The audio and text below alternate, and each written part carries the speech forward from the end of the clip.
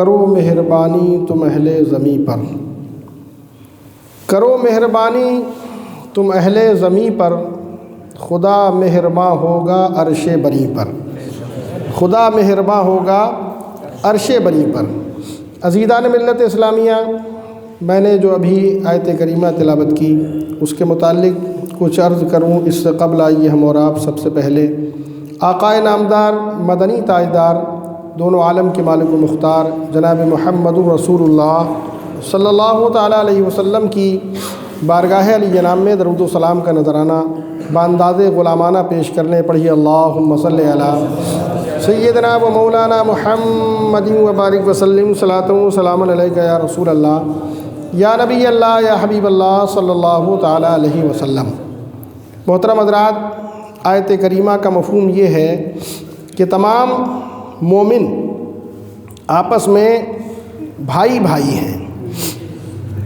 آپ نے ایک انسان کی اولاد کے بارے میں تو سنا ہوگا کہ یہ بھائی بھائی ہیں، لیکن ہمارا اسلام یہ کہتا ہے کہ صرف ایک انسان کی کئی اولاد ہی بھائی بھائی نہیں ہیں، بلکہ پوری دنیا میں جتنے مسلمان ہیں وہ سب ایک دوسرے کے بھائی ہیں، ایک دوسرے کے بھائی ہیں۔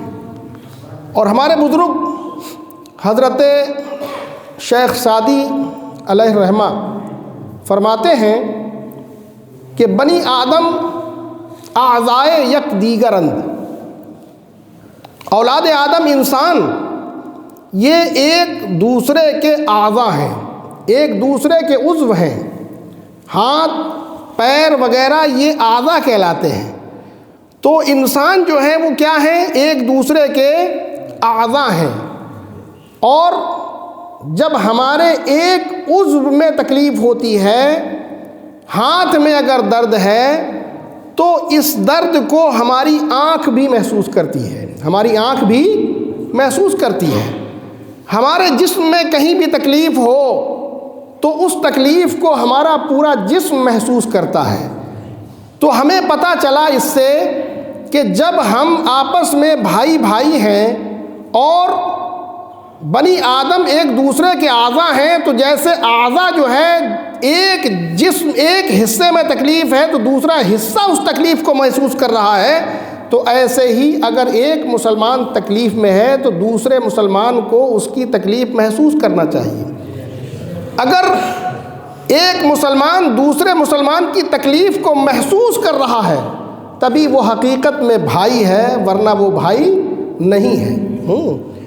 اور پھر فرماتے ہیں دوسرے شعر میں کہ اگر تو دوسرے کی تکلیف سے بے فکر ہے، بے غم ہے، تو تیرا نام آدمی رکھے یہ لائق نہیں ہے، تیرا نام آدمی رکھنا لائق نہیں ہے۔ آدمی وہی ہے کہ جسے دوسرے انسان کی تکلیف محسوس ہو۔ اور آج ہمارا حال کیا ہے کہ اگر ہمارا بھائی خوشحال ہو گیا، ترقی کر گیا، تو ہم تکلیف میں ہیں، تو ہم تکلیف میں ہیں، اور اس کو نیچا دکھانے، اس کو چھوٹا کرنے، اس کو کم کرنے کی کوشش میں لگ جاتے ہیں۔ اور یہ کیا ہے؟ حسد ہے، حسد۔ اور حسد کے بارے میں سرکار دو عالم صلی اللہ تعالیٰ علیہ وسلم نے کیا فرمایا کہ حسد نیکیوں کو ایسے کھا جاتا ہے جیسے آگ لکڑی کو کھا جاتی ہے، آگ لکڑی کو کھا جاتی ہے، جلا کر راکھ کر دیتی ہے۔ ایک تو آج کل ہمارے پاس نیکیاں ویسے ہی کم ہیں، ہم پہلے کے جیسے لوگوں کی طرح نیکیاں عبادت نہیں کر پا رہے، گناہ زیادہ ہیں، نیکیاں کم ہیں۔